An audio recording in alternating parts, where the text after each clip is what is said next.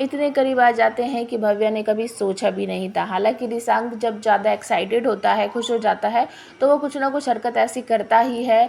मतलब वो भूल जाता है कि भव्या उसकी पत्नी है, ये तो उसे पता है, लेकिन कितनी बार वो भूल जाता है कि वो उसे पसंद नहीं करता, उसकी दूसरी गर्लफ्रेंड है। और बहुत बार आपने देखा होगा एक्साइटमेंट में वो भव्या को गोदी में भी उठा लेता है। जैसे कि वो जब भव्या के पापा को जेल से छुड़वा कर आ रहे थे, तब भी उसने अचानक से भव्या को गोदी में उठा लिया था और एक हैप्पी मोमेंट जो है वो दोनों एंजॉय कर रहे थे। और अब घर पहुंचने के बाद जब वकीलों के साथ रिशांक की फ़ाइट होती है और भव्या एक तरह से टूट जाती है, बहुत बुरी तरीके से वो रोती है।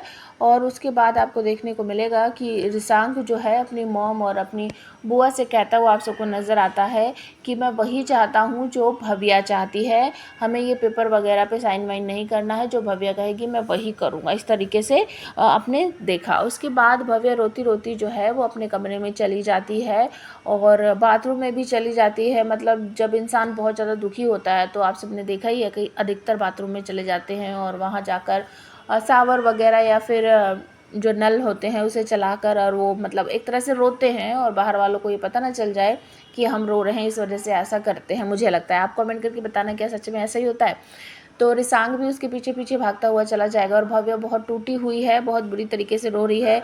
कोई मुझे पसंद नहीं करता, मैं मोटी हूँ, तुम्हारी और मेरी जोड़ी तो बिल्कुल भी नहीं जमती, देखो तुम कितने फिट और फाइन और टॉल हो, मैं कितनी फैट हूँ और कितनी छोटी सी हूँ, हम दोनों का कोई मेल ही नहीं है। इस तरीके से करती हुई आप सबको दिखेगी भव्या और तभी उसको मनाता हुआ रिशांक उसके बेहद करीब आ जाएगा, उसका फेस पकड़कर उसको किस करता हुआ आप सबको नज़र आएगा।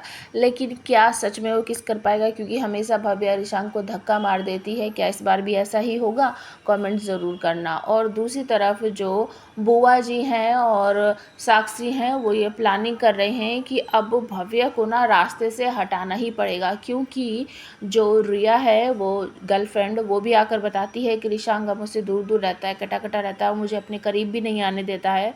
तो बुआ माँ बहुत ज़्यादा गुस्सा हो जाती हैं और साक्षी से कहती हैं कि अब मोटी बिल्ली से पीछा छुड़वाने के लिए अब हमें ना इसे अपने रास्ते से हटाना ही पड़ेगा, तभी छुटकारा मिलेगा, क्योंकि ये बहुत मोटी चमड़ी है, ऐसे हमारा पीछा नहीं छोड़ेगी।